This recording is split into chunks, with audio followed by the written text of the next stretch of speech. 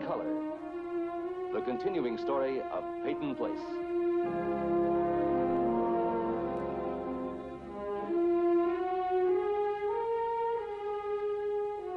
Starring Dorothy Malone as Constance Mackenzie, Ed Nelson as Michael Rossi, Ryan O'Neill as Rodney Harrington, Barbara Parkins as Betty Anderson, Tim O'Connor as Elliot Carson, Christopher Connolly as Norman Harrington, Patricia Morrow as Rita Harrington, James Douglas as Stephen Cord.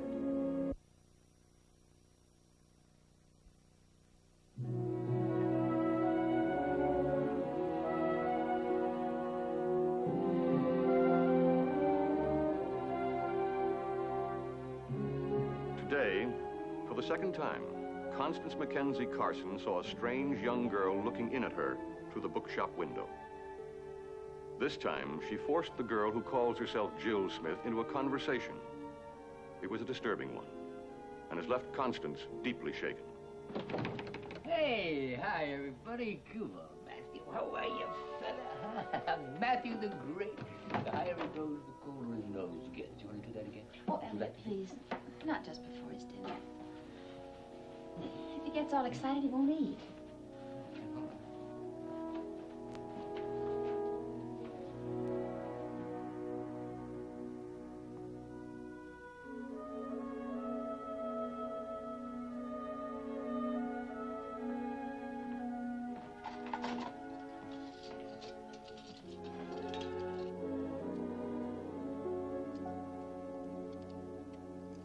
Tired, honey? Yes, I am tired. I'd just like to get my work done so I can sit down and relax. And what's got you so upset? You don't tell me. We can't talk about it, you know. Let's just forget it, please. Forget it? I didn't think we had that kind of a marriage. All right. Since you asked, I saw that girl again. Oh, the one that's been looking through your store window, you mean? Yes, she was staring at me again. Only this time I didn't let her get away with it. I asked her what she wanted. Her excuse was she was looking for a job. Oh, that sounds pretty reasonable to me. Yes, but she already had one. She's working with your father. For Dad? When did this happen? Today, evidently. She had her baby with her. Baby doesn't have a father. She was very open about it. You'd almost have to say defiant. Oh, that's too bad. How old is she, anyway? Allison's age. She told Eli her name was Jill Smith, which it obviously isn't. She ran away from her parents when she found out she was going to have a baby. She hasn't been in touch with them for over a year. She hasn't written or called. It's pretty rough. They don't know if she's dead or alive. And she doesn't care. I asked her how she could torture them like that. Connie, she's a total stranger. You can't interfere like that. What if it were our daughter? If it were Allison? Wouldn't you want somebody to interfere, to say, drop them a postcard, at least to let them know you're alive? Connie. Well, I'd bless that person the rest of my life. Connie, this girl isn't Allison. You don't know anything at all about her background or about her parents. She must have had reasons. I know what her reasons were. She was afraid they'd make her marry the boy. The way you'd have forced Allison to marry Rodney. Stop it, Connie. Well, you asked. I said stop it. I don't want to hear anymore. Not unless you know something about Allison that I don't. And you don't. You're just grasping at straws. No, Elliot. Allison told me about an involvement with Rodney. She had a lot of misgivings, and And you didn't do anything to put an end to it? that was her decision. She wasn't a child. Anyway, a few days later, she told me it was over. Did she ask you to keep this a secret from me? She didn't have to ask. You'd have done just what you wanted me to do. Flown into a rage and forbidden her to see him again. Not with a rage, Connie, but calmly. But you're right. I wouldn't have let him take advantage of my daughter. There was no question of advantage. They both made the choice. A choice? How can you say that? How can you compare an experienced young man who's already been married with a sheltered, romantic, immature girl like Allison?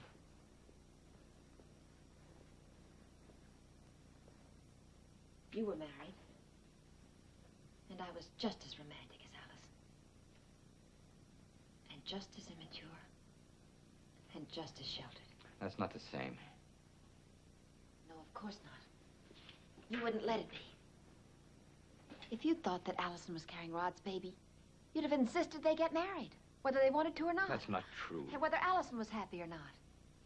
It didn't make any difference to you, just so she didn't repeat our mistake. You'd have made her suffer for our guilt. Is it any wonder she ran away? You sound as if you know Allison was pregnant. We both admitted it was possible. Are you trying to tell me that you know, that you're absolutely sure? How can I know? Any more than Jill Smith's parents can know. Oh, Connie. Will you please stop building these fantasies? You're willing to believe anything on absolutely no evidence whatsoever. Even that Allison had an illegitimate baby, just so you can believe she's alive. You'd rather believe she's dead.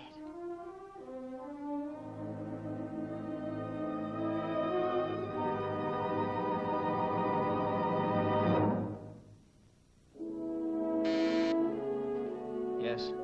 A young lady to see you, a Miss Smith. Ellen Smith? No, sir. She says Dr. Rossi sent her. All right, show her in.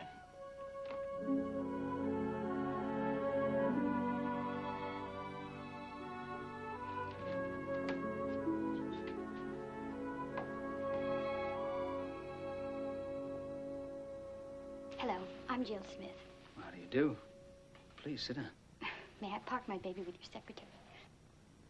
All right. It's all right, Kelly.